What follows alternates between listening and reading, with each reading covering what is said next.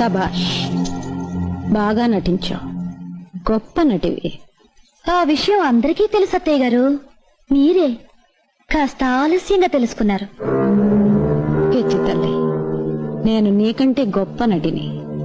నేను నటించడం మొదలుపెట్టేసరికి నువ్వింకా పుట్టలేదు అని అంటాననుకున్నావు కదూ?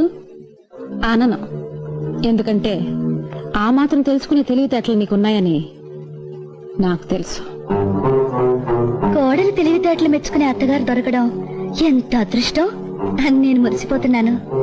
ఇన్నాళ్లకు ఎత్తుకు పైవెత్తు వేసే సమూచి దొరికిందని మీరు మురిసిపోతున్నారు కాదు?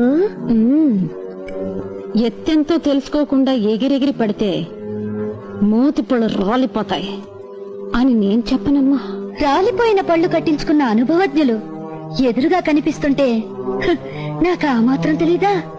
ఈసారైనా కాస్త జాగ్రత్తగా ఉండండి.